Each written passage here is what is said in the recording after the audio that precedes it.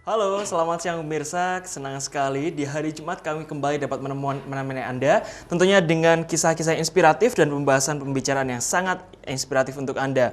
Dan kami ingatkan, Anda juga bisa bergabung bersama kami, tentunya di line interaktif di 0341 594 000. Dan seperti biasa, kami sudah kedatangan salah satu narasumber yang sering kali menyapa Anda di layar kaca. Beliau adalah seorang dosen di salah satu universitas yang ada di Malang Raya, lalu juga owner dari Dunia Jus, motivator muda, dan juga termasuk dari salah satu 20 pengusaha terbaik versi majalah Amagram. Tentu Anda sudah kenal, kita sapa terlebih dahulu. Selamat siang, Mr. Romi. Selamat siang, Oki. Apa kabar, Oki? Sehat sekali. Nah, ini seharusnya saya yang tanya apa kabar. Ini apa kabar, Mister? Oh, saya semangat sekali. Selalu semangat ya? Yes. Nah, mungkin bisa disapa dulu pemirsa yang ada di rumah, Mr. Romi. Halo pemirsa, apa kabar? Semoga sapa saya ini menjumpai pemirsa dalam keadaan yang sehat sekali hari ini, penuh dengan keceriaan dan kebahagiaan dan kedamaian hati. Amin. Amin. Nah, ini suatu hal yang spesial sekali karena setiap hari Jumat ini Mr. Romi selalu memberikan kisah-kisah yang motivasi, lalu juga memberikan tips-tips yang sangat memberi kita semangat, dan pembawa Mr. Romi juga sangat semangat sekali. Jadi pemirsa di rumah juga ikut terpacu semangatnya. Ini sebetulnya Mr. Romi, Ya. apa sih tips-tipsnya kok setiap hari selalu terlihat semangat, terlihat energik ini apa sih Mr. Romi? Ya, good question. Thank you ya. Iya, Mr. Apa tipsnya ya? Jadi saya selalu berdoa. Apapun yang Selalu terjadi berdoa. dalam kehidupan saya selalu berdoa, dan saya yakin bahwa apapun yang terjadi dalam kehidupan saya setiap hari, meskipun kadang-kala saya merasa jengkel dan sebagainya, itu saya selalu pasrahkan kepada Tuhan Yang Maha Esa.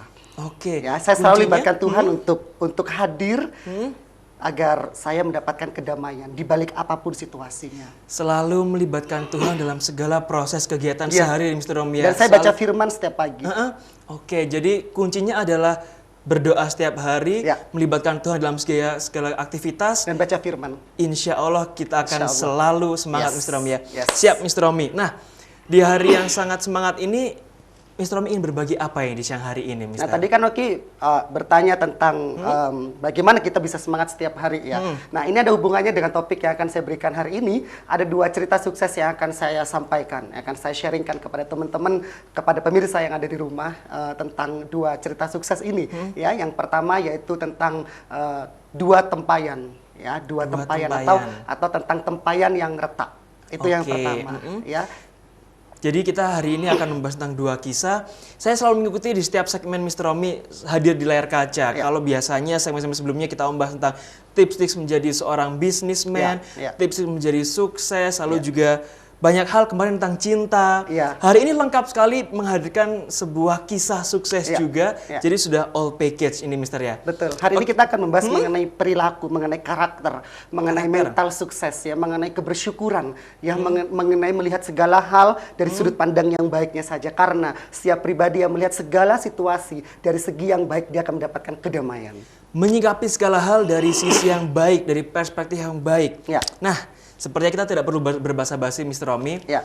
Masuk ke kisah yang pertama, Ya. tempayan yang retak. Ya. Ini, oke, mungkin bisa sedikit bercerita kepada pemirsa di rumah, ini kisahnya seperti apa, Mr. Romi? Oke, jadi yang akan saya sharingkan pada siang hari ini adalah sebuah cerita atau dua buah cerita tentang bagaimana kita memperbaiki sikap kita dalam keseharian. Kita pasti punya latar belakang, kita pasti punya masa lalu. Yang terpenting adalah masa depannya. Betul. Ya, seperti itu. Jadi mulai hari ini pastikan kita memperbaiki kualitas dari perilaku, kualitas dari pribadi kita, karena kita tidak akan pernah bisa mengubah masa lalu, tapi masa depan yang cerah bisa kita ciptakan. Ya, jadi hari ini tentang tempayan yang retak, kisahnya tentang tempayan yang retak. Tempayan yang retak ini ada seorang kuli ya yang disuruh sama juragannya untuk mengisi bak kamar mandi. Jadi kalau di pedesaan yang terpencil itu airnya mengambil dari sungai, ya, betul. mengambil dari sungai kemudian mengisi ke bak kamar mandi di rumah seperti itu. Nah, si sang juragan ini meminta kuli panggulnya itu untuk menimba air dari sungai ke rumah seperti itu. Nah, ada dua tempayan yang dipikul. Tempayan yang pertama itu dia sangat bagus sekali, ya. Tempayan yang di belakangnya, tempayan di sampingnya ini, dia separuhnya bolong. Oh, oke.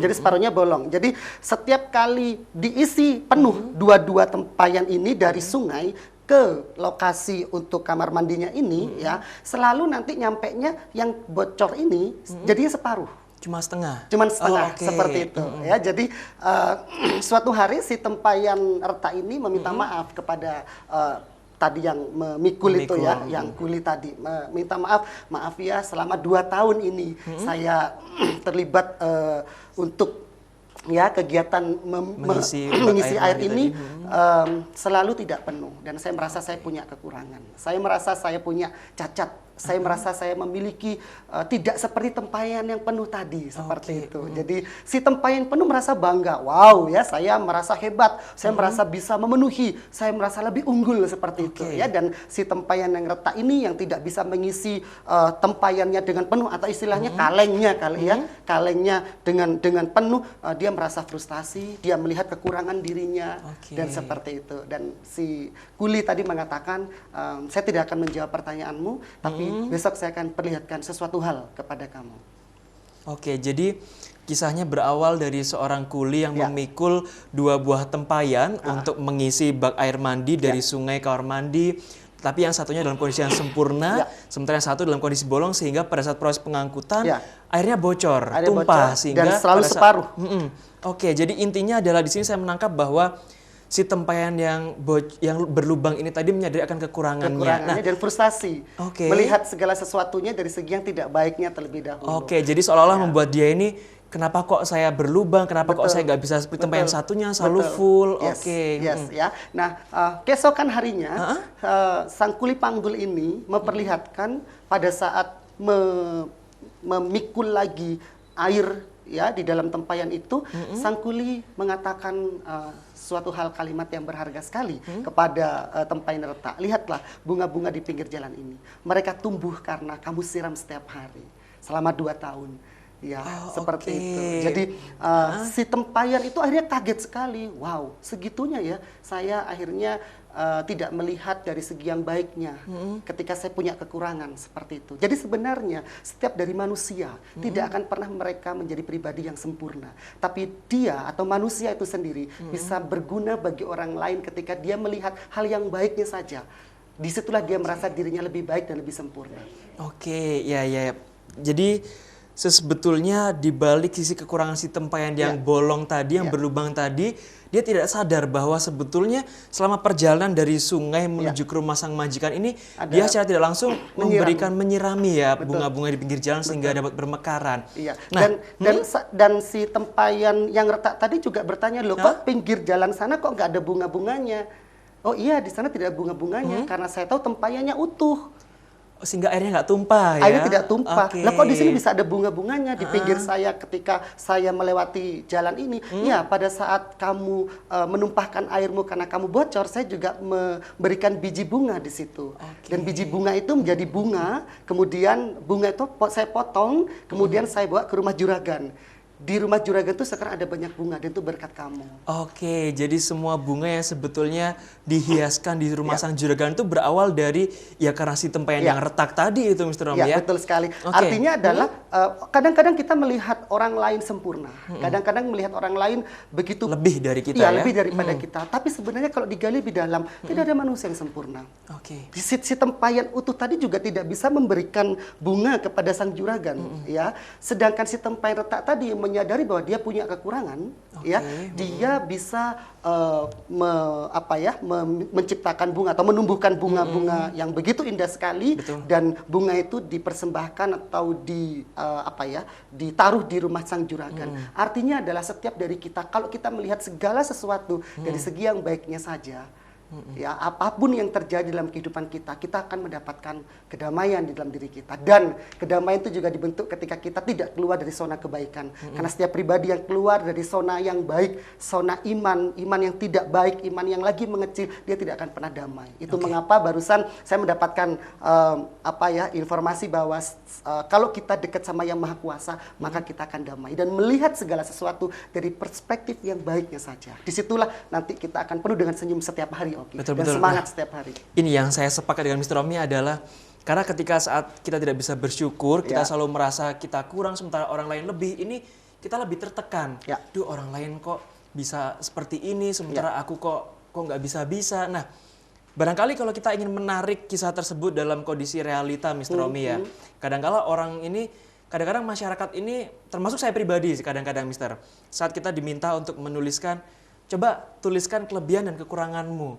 Nah, ini kadang-kali Mister yang sulit, ya mungkin kita bisa menuliskan 1, 2, tapi secara tidak langsung kita tidak menyadari akan kekurangan kita. Nah, sebetulnya bagaimana sih Mister untuk kita bisa menyadari, oke, saya punya kekurangan dalam hal ini sehingga saya bisa menyiasatinya dengan ini. Nah, itu yang seringkali saya temukan, teman-teman saya juga seperti itu, Mister. Kita sulit sekali untuk mencari apa sih sebetulnya kelebihan dan kekurangan kita.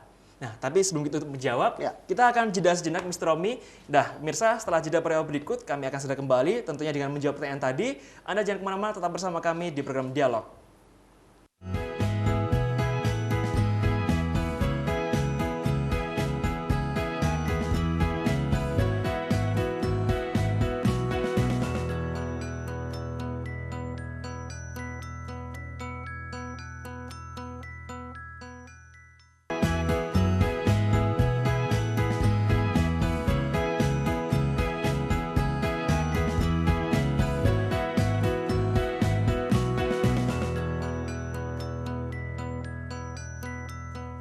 Ya pemirsa, Anda kembali bersama kami di program Dialog dan kami kembali ingatkan Anda bahwa Anda bisa bergabung bersama kami melalui layanan interaktif di 0341594000 apabila Anda ingin menanyakan suatu hal kepada Mr. Romi. Kami persilahkan. Nah, pemirsa, kita menyambung ke pertanyaan saya tadi sebelum kita break. Tadi saya sempat menanyakan kepada Mr. Romi bahwa intinya begini Mr.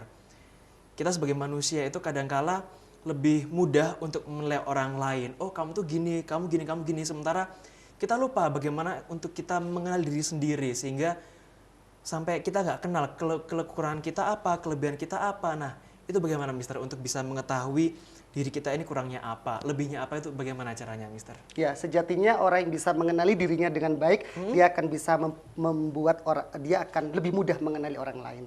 Ya, itu cara pertama agar hubungan dengan orang lain menjadi lebih baik ada dengan mengenali kekurangan saya apa, kelebihan saya apa, seperti itu. Nah, bagaimana dengan pertanyaan Oki supaya tahu mengenai kekurangan diri kita? Saya punya mentor Ibu Nana Hutaryo, beliau seorang Robert Agus Pari. Robert Agus Pari itu adalah seorang nama, sebuah nama ya, yang selalu ngomongnya apa adanya. Jadi Bu Nana itu selalu kalau ngomong dari hati dan mulut sama. Ya, dan ada kalanya saya merasa tidak nyaman ya dengan terlalu apa adanya. Gitu, Mister, ya? Belak-belakan. Tetapi setelah saya pikir lebih jauh lagi, disitulah saya membutuhkan pribadi seperti Ibu Nana. Karena Bu Nana mengatakan apa adanya mengenai kekurangan saya. Ya, jadi akhirnya saya bisa memperbaiki karakter saya, sikap-sikap saya. Saya punya manajer ya, inisialnya M yang selalu adik begini ya, nanti di syuting begini. Selalu memperbaiki seperti itu. Saya punya sahabat ya, inisialnya bukan inisial ya, panggilnya Dundul gitu kan ya. Dundul. Selalu mengatakan wah kayaknya Mas harus punya seorang guru spiritual supaya lebih dekat sama Allah Subhanahu wa taala seperti itu. Saya terperbaiki ya, dan saya mengikuti anjuran para orang hebat ini ya, yang akhirnya membuat saya lebih baik akhirnya. Dan saya pun juga membaca buku. Ya, kita harus membaca buku seperti buku Personality Plus ya, yang kemarin sempat kita bahas mengenai pribadi sanguin, kolerik, flagmatis, melankoli, karena di situ dijelaskan kekurangan dan kelebihan sehingga kita bisa mengerti, oke, kekurangan ini harus saya kurangi, kelebihan ini harus saya tambah, seperti itu. Itu jawabannya, oke. Jadi kita selain bergaul dengan orang-orang yang lebih hebat daripada kita, terus mendengar, jadi dari situ kita bisa memperbaiki diri seperti itu Mister ya. Satu lagi. Saya tidak mengatakan musuh ya, tapi orang yang tidak suka kepada kita selalu bisa melihat kekurangan kita dengan lebih lengkap. Pada awalnya pribadi-pribadi tertentu tidak bisa menerima pendapat mereka, ya. Tapi kalau saya sih kan ada mentor ya, ada M yang selalu mengatakan, bukankah ada benarnya yang diomongkan sama orang yang tidak suka sama kamu itu? Saya pikir-pikir, oh iya ya. Nah disitulah saya justru memperbaiki. Lebih baik lagi justru. Jadi bagi saya mereka adalah fans yang caranya berbeda seperti itu. Oke, jadi sebetulnya mereka sama halnya dengan orang lain, hanya saja mereka mengatakannya entah yang lebih kasar atau bagaimana. Oke, jadi sebetulnya berawal dari musuh justru ada masukan-masukan yang justru membuat kita lebih baik, Mister ya? Iya. Kalau kita melihat segala sesuatu dari segi yang baiknya aja, kita pertama tadi akan damai dan akhirnya kita mau memperbaiki diri. Ya, dan saya tidak punya musuh seperti itu ya. Bagi saya orang yang mungkin berbeda pendapat dengan saya mau hormati perbedaannya. Jadi it's okay ya. Mungkin saya bersikap A, orangnya maunya B, bukan berarti sikap orang B salah, bukan berarti sikap A atau saya salah. Mungkin hanya cara penyampaian berbeda sehingga tidak bisa diterima, dan ini biasa saja gitu. Dan dia bukan musuh saya. Saya menghormati perbedaan dia. Jadi tidak ada kata musuh sebetulnya, Mr. Iya, Romi. iya, untuk ya. Mr. Saya Romi. punya sahabat yang dekat sekali kalau membahas mengenai prinsip hidup, kita punya perbedaan prinsip. Ya, tapi kalau bahas kuliner, jalan bareng, kita jalan bareng-bareng malam-malam sejalan. itu sama-sama curhat mengenai apa ya Duduk tentang bareng, nongkrong seperti bareng. itu ya fine seperti itu. Tapi ya akhirnya saya mengerti, oke, saya tidak bisa berdiskusi tentang suatu hal kepada dia. Bagi saya ya it's okay seperti itu. Tapi ya karena niat baik saya, terkadang saya masuk ke dalam pribadinya dia untuk menasihati dia, tapi sebatas secara garis besar. Oke. No musuh dan No musuh, akan no mendamai. enemy. Oke. Ya. Nah, ini Mr. Romi berbicara soal sikap, Ya. berbicara soal saran ataupun kritik. Nah, kadangkala ada salah satu orang yang memiliki sikap, dia merasa dirinya sudah benar sehingga sebetulnya ada yang salah. Sehingga kalau ada temannya yang mengatakan, kamu kok gitu sih, kamu kurang ini loh. Nah, kadangkala ya ini tipe orang yang susah menerima masukan-masukan, susah menerima kritik-kritikan karena dia menganggap bahwa dia sudah benar. Nah, ini cara menghadapinya bagaimana? Misalnya kadang-kala kita suka jengkel. Ini orang dikasih tahu kok masih ngeyel sih, padahal dia nggak benar. Nah, ini gimana, Mr. Romi? Good, ya. Saya mereferensikan kepada pemirsa untuk membaca buku Bagaimana Mencari Kawan dan Mempengaruhi Orang Lain. Bagaimana mencari kawan dan mempengaruhi orang lain? Ya, bukunya warnanya hijau. Ya, you can buy in toko buku. Ya, di dalam buku itu saya membaca bahwa dilarang memberikan kritikan. Oke. Kritik tidak akan pernah bisa membangun. Dukungan bisa membangun. Ilustrasinya seperti ini. Oke, bajumu bagus, ya. Saya bajumu bagus, tapi mungkin berikutnya kalau lebih dikecilin lebih bagus, supaya lebih pas, tidak kelihatan besar. Itu yang dukungan, ya. Yang kalimat kedua berupa kritikan. Jelek banget sih bajumu, besar banget nih kelihatannya di TV, seperti itu. Di awalnya udah beda, Mister ya? Iya, awalnya iya. mendukung, satunya udah menjatuhkan gitu ya, Mister? Betul sekali. Goalnya adalah memperbaiki dia. Kalau goal Anda memperbaiki dia, seharusnya Anda tidak mengkritik. Oke. Paham ya? Ya, I get the point. Oke, Jadi oke. semua itu No kritik. berawal dari prolognya seperti apa. Kalau prolognya kita sudah, kamu nggak cocok nih pakai baju ini. Nah, kadang-kala orang, oh iya ya, jadi kita dukung dulu, lalu di belakangnya, oh mungkin lain waktu sepertinya kamu harus seperti ini. Yes, bahkan Skip Ross, salah seorang motivator dunia, mengatakan atau memberikan challenge untuk tidak memberikan kritikan selama 90 hari kepada pasangan kita. Tidak Bisa memberikan nggak? kritikan ya? Tidak memberikan kritikan kepada pasangan kita selama 90 hari. 90 And hari. so really difficult, but you can try. Ya, seperti itu. Oke, nah apakah untuk kasus yang ini, Mr. Romi sudah pernah menjalankannya?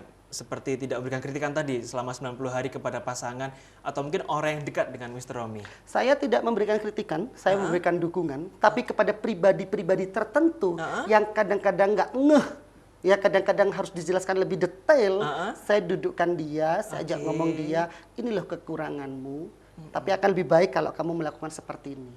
Dengan cara baik-baik, tidak mengkritik dia, mendukung dia sekali lagi. Oke. Dan saya tidak mengkritik orang lain. Tidak mengkritik orang lain, tapi selalu mendukung. Mendukung. Ini menjadi catatan penting bagi kita, Mas, ini pemirsa. Nah, Mr. Romi, tadi Mr. Romi juga mengatakan bahwa untuk membangun diri, kita harus mendengarkan perkataan orang lain. Nah, saya, entah ini kesimpulan saya benar atau salah, Mister, mungkin itu pada saat Mr. Romi sudah menjadi Mr. Romi yang saat ini, yang sudah sukses menjadi seorang motivator, seorang pengusaha. Nah, mungkin jauh dulu sebelum Mr. Romi seperti hari ini, dalam kondisi yang jauh lebih baik, ini apakah dulu Mr. Romi juga sudah menyadari secara langsung akan kekurangan dan kelebihan, sudah bergaul dengan orang-orang yang memberikan saran-saran, atau mungkin kamu kurang ini. Nah, ini bagaimana Mister? Proses kehidupan sebenarnya yang membuat pribadi kita menjadi lebih baik lagi. Karena lingkungan membentuk saya. Jadi pilihlah lingkungan. 5 orang yang sering Anda temui adalah pribadi Anda. 5 buku yang sering Anda temui adalah pribadi Anda, seperti itu. Jadi berhati-hatilah. Kalau Anda punya kekurangan, ya, dan Anda tahu kekurangan Anda mengerti mengenai kekurangan Anda harus bisa mengecilkan kekurangan itu dengan cara tidak menambahkan hal-hal yang dapat membuat kekurangan itu menjadi lebih besar. Ya, contohnya, Anda ingin lebih kurus, lebih ideal. ya jangan berteman dengan orang-orang yang suka makan banyak seperti itu ya. Nanti Oke. nanti Anda akan diajak cari kuliner aja seperti itu. Jadi Anda tahu bahwa Anda berteman dengan orang-orang yang sering mengeluarkan kata-kata tidak baik ya, dan Anda juga beberapa kali mungkin Anda mengatakan hal yang sama, mengatakan kata-kata yang tidak baik. Anda perlu mengurangi dengan cara tidak berteman dengan orang seperti ini, seperti itu. Ini saya sepakat sekali. Ya, Mister. sehingga dan keluarlah dari komunitas seperti ini, berkumpul dengan pribadi-pribadi yang mendukung untuk mempunyai pribadi yang lebih baik, untuk mengatakan hal-hal yang baik seperti itu. Ya, jadi mengecilkan kekurangan, membesarkan kelebihan seperti itu. Oke, sepakat Mister. Jadi secara tidak langsung lingkungan, kawan-kawan kita sehari-hari, buku-buku yang sering kita temui, secara tidak langsung mereka sudah membentuk karakter kita, Mister ya. Kalau kita bergaul dengan orang-orang seperti Mister Romi yang sudah sukses, seorang pengusaha, secara tidak langsung impuls-impuls positif untuk membangun kita untuk menjadi seorang bisnis itu ada pasti, Mister ya. Iya, betul sekali. Oke, betul sekali. Ya, Mister Romi, kita akan sambung lagi setelah jeda program berikut. Nah, pemirsa jangan kemana-mana, tetap bersama kami di program Dialog.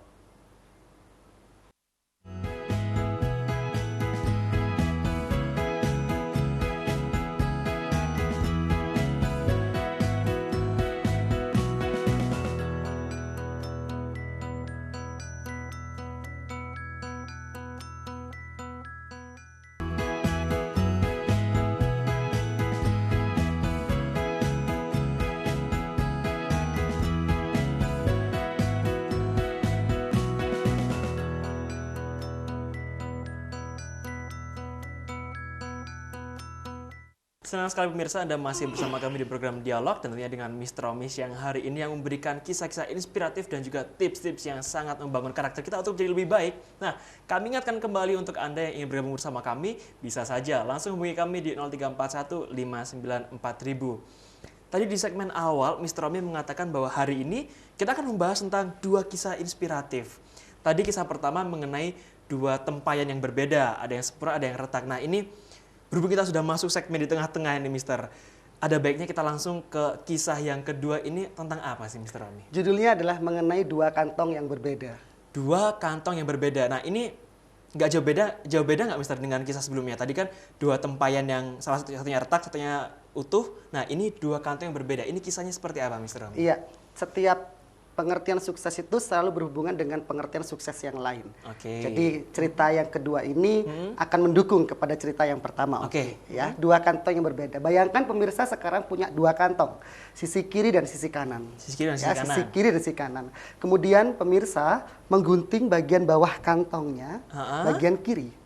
Ya, bagian kiri digunting jadi bolong. Betul, bolong. Oke, Dia akan jatuh kalau dimasukin benda apapun. Sedangkan kantong yang kanan Anda jangan bolongi. Jadi tetap seperti kantong pada umumnya. Oke. Nah, cerita mengenai dua kantong yang berbeda ini, Oki, adalah cerita di mana ada seorang anak pribadi yang tidak sempurna. Nobody perfect, kan tadi sempat kita sudah bahas. Betul. di penjelasan yang pertama seperti itu ya. Dalam proses menuju kepada pribadi yang lebih baik itu akan banyak benturan-benturan, akan banyak kekurangan yang orang lain lihat dalam diri kita ya, apalagi untuk meraih goal, untuk meraih impian, untuk meraih cita-cita kita. Itu pribadi yang semulanya belum bisa apa-apa untuk pergi ke sesuatu yang baik ini, mereka akan selalu jatuh dan bangun, penuh dengan kritikan, penuh dengan masukan, penuh dengan perbaikan sebagai yang disitulah sebenarnya dia sedang dibentuk untuk menjadi pribadi yang lebih berharga. Tetapi pada saat dia dibentuk, tentunya ada yang mengkritik dia. Ya, kalau ada orang yang mengkritik, belum mengerti teori mengenai kritikan tadi ya,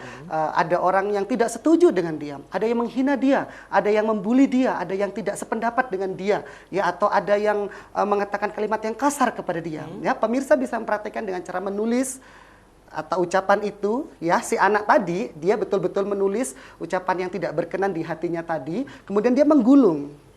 Dan dia masukkan ke kantong yang kiri, yang bolong tadi. Dan setiap ada orang yang setuju dengan apa yang dia lakukan dalam hal kebaikan, dalam hal untuk membuat dia lebih hebat lagi, dia tulis dukungan itu dan dia masukkan ke kantong kanan. Dia lakukan itu bertahun-tahun.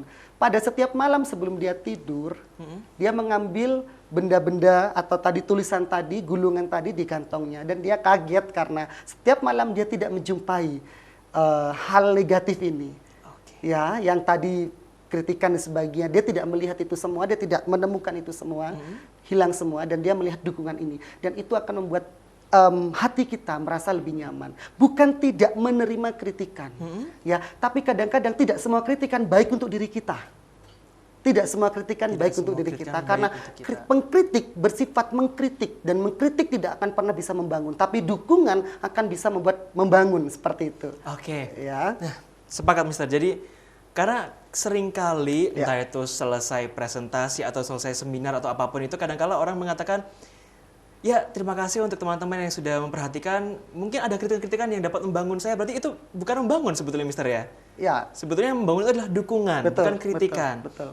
Oke, jadi ada masukan, mungkin seperti itu lebih baik kalimatnya. Ya, jadi lebih kita harus menggunakan bahasa-bahasa yang sebetulnya itu sangat berpengaruh sekali. Misalnya kalau kritik itu seringkali menjatuhkan, kalau dukungan itu selalu membangun. Iya. Saya punya buku bersyukur. Buku bersyukur ini saya ibaratkan dengan cara saya membuat gulungan. Ya, ini sudah saya jelaskan topik di pertemuan episode berikutnya, ya, episode sebelumnya tentang buku bersyukur saya, dan hari ini saya membawa buku bersyukur saya seperti itu. Ya, jadi nanti Oki bisa melihat di beberapa halaman tertentu, ya. Jadi saya mengibaratkan saya menulis setiap hari hal-hal yang baik dalam kehidupan saya, ya. Kemudian saya kasih tanggal, bulan dan tahun. Kemudian saya hanya menulis hal baiknya saja. Bagaimana dengan menulis hal jeleknya aja? Ya, saya punya buku yang menulis hal tidak nyaman seperti itu untuk evaluasi dalam kehidupan saya. Tapi saya lebih fokus kepada kebersyukuran yang saya dapatkan dari Tuhan Yang Maha Esa. Kemudian dengan harapan Tuhan akan memberi hal yang lebih besar lagi. Oke, mungkin bisa melihat bukunya. Ini ada tulisan dari buku ini. Ini dari Ibu Nana Hutario, thank you Ibu Nana, dari mentor saya juga.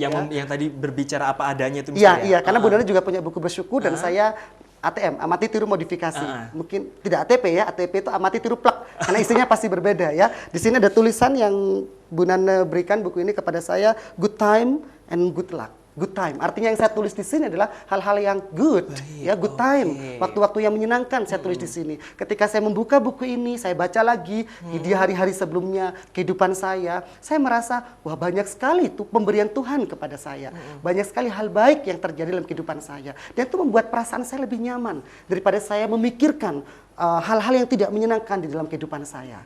Dan disitulah potensi kita akan lebih besar, akan lebih keluar seperti itu. Ya, mungkin Oki bisa membaca di halaman awal saja, Oki, yang mungkin ini tanggal 17 Agustus kalau nggak salah.